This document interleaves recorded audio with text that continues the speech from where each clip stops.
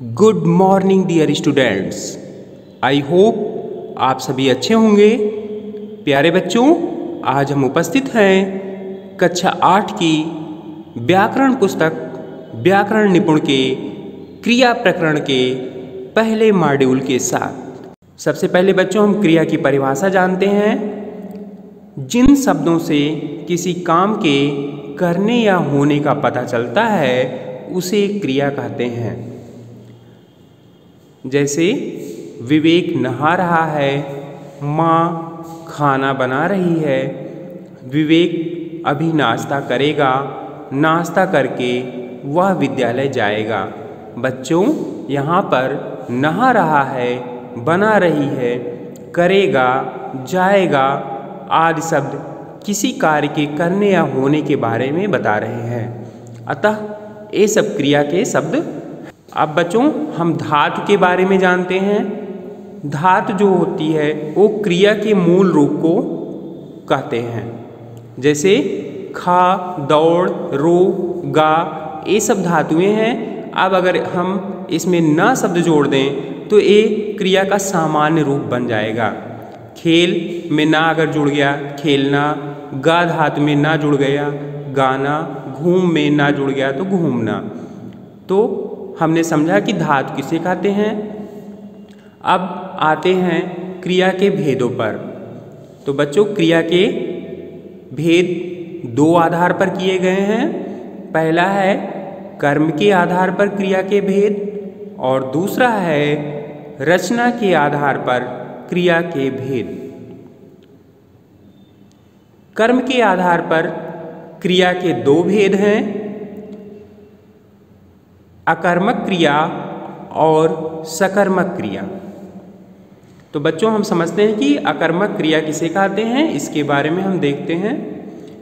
जिस वाक्य की क्रिया को कर्म की आवश्यकता नहीं होती तथा जिस वाक्य की क्रिया का कोई कर्म नहीं होता उसे अकर्मक क्रिया कहते हैं। जैसे दादाजी टहलते हैं। तो बच्चों यहाँ पर टहलते हैं क्रिया के साथ कोई कर्म नहीं है, अतः यह कर्म के अभाव में अकर्मक क्रिया हो जाएगी। दूसरी क्रिया होती है सकर्मक क्रिया। जिस वाक्य की क्रिया को कर्म की जरूरत होती है अथवा जिस वाक्य की क्रिया का कोई कर्म होता है उसे सकर्मक क्रिया कहते हैं। उदाहरण, दादाजी लड्डू बना रहे हैं, सुलेखा गीत गाती है।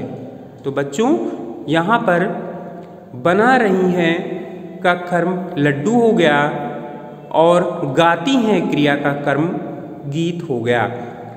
तो बच्चों यहाँ पर लड्डू और गीत जो है कर्म है और कर्म के साथ प्रयुक्त होने वाली क्रिया होने के कारण इसे सकर्मक क्रिया कहते हैं। अब अकर्मक और सकर्मक क्रिया की पहचान के कुछ नियम भी हैं। यदि किसी वाक्य की क्रिया के साथ क्या, किसे और किसको आदि प्रश्नवाचक शब्द जोड़कर प्रश्न करने पर कोई उत्तर न मिले तो वह क्रिया अकर्मक क्रिया होती है, किंतु यदि उत्तर मिले तो वह सकर्मक क्रिया होती है। उदाहरण, हवाई जहाज उड़ता है। यहाँ पर अगर हम क्या, किसे और किसको का शब्द जोड़कर प्रश्न करें तो कोई उत्तर नहीं मिलता, अतः यह अकर्मक क्रिया हो गई। लेकिन बच्चा दूध पीता है, अगर हम यहाँ पर क्या शब्द जोड़ें, बच्चा क्या पीता है, तो यहाँ पे उत्तर मिलेगा दूध। दूध एक कर्म है जिसके कारण यहाँ सकर्मक क्रिया हो जाती है। तो बच्चों आशा है कि आपने अकर्मक और सकर्मक क्रिया के बारे में समझ लिया होगा। अब आगे सकर्मक क्रिया के भेद। तो सकर्मक क्रिया के दो भेद होते हैं, एक कर्मक क्रिया और द्विकर्मक क्रिया।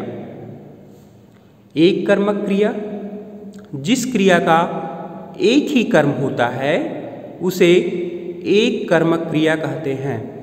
उदाहरण, गौरव ने गीत गाया, बच्चे ने दूध पिया। यहाँ पर गीत और दूध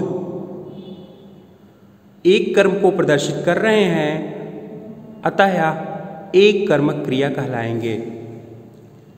द्विकर्मक क्रिया, जिस वाक्य की क्रिया के दो कर्म होते हैं उसे द्विकर्मक क्रिया कहते हैं। उदाहरण, दादाजी ने भिखारी को कपड़ा दिया। इस उदाहरण में दिया क्रिया के लिए दो कर्म भिखारी और कपड़ा हैं, अतः यह द्विकर्मक क्रिया है। तो बच्चों, आज के वीडियो में बस इतना ही। आप कुछ बहुविकल्पीय प्रश्नों के साथ आपका मूल्यांकन किया जाएगा। आपका पहला प्रश्न है, क्रिया का मूल रूप क्या कहलाता है? आपके विकल्प हैं का धातु, खा संज्ञा, गा सर्वनाम, घा इनमें से कोई नहीं। जी हाँ बच्चों, गेस कीजिए। वेरी गुड, बहुत अच्छे, आपका अनुमान बिल्कुल ठीक है। आपका सही उत्तर है उत्तर का धातु। आपका दूसरा प्रश्न है बच्चों, जिन शब्दों से किसी कार्य के करने या होने का पता चले उसे कहते हैं। आपके विकल्प हैं का संज्ञा, खा सर्वनाम, गा क्रिया, घा विशेषण। जी हाँ बच्चों, गेस कीजिए। बहुत अच्छे, वेरी गुड, आपका अनुमान बिल्कुल ठीक है। आपका सही विकल्प है विकल्प गा क्रिया। आपका तीसरा प्रश्न है बच्चों, कर्म के आधार पर क्रिया के कितने भेद होते हैं? जी हाँ, आपके विकल्प हैं का एक, खा दो, गा तीन, घा चार। जी हाँ बच्चों, गेस कीजिए। बहुत अच्छे, वेरी गुड। तो कर्म के आधार पर क्रिया के दो भेद होते हैं, अतः विकल्प खा सही है। आपका चौथा प्रश्न है बच्चों, मोहन पत्र लिखता है, वाक्य में क्रिया का भेद है। आपके विकल्प हैं का सकर्मक क्रिया, खा अकर्मक क्रिया, गा उपरोक्त दोनों, घा इनमें से कोई नहीं। जी हाँ बच्चों, सोचिए। वेरी गुड, बहुत अच्छे, आपका गेस बिल्कुल ठीक है। आपका सही विकल्प है विकल्प का सकर्मक क्रिया, क्योंकि इसमें लिखता है क्रिया के लिए, पत्र जो है कर्म हो जाएगा। तो बच्चों, ये तो थे बहुविकल्पीय प्रश्न। अब कुछ लघुत्तरीय प्रश्न दिए जा रहे हैं जिनका उत्तर आपको 2 से 3 पंक्तियों में देने हैं। आपका पहला प्रश्न है, क्रिया किसे कहते हैं? कर्म के आधार पर क्रिया के कितने भेद होते हैं? और आपका दूसरा प्रश्न है बच्चों, सकर्मक और अकर्मक क्रियाओं के 5 उदाहरण लिखिए। तो बच्चों, आज के वीडियो में बस इतना ही।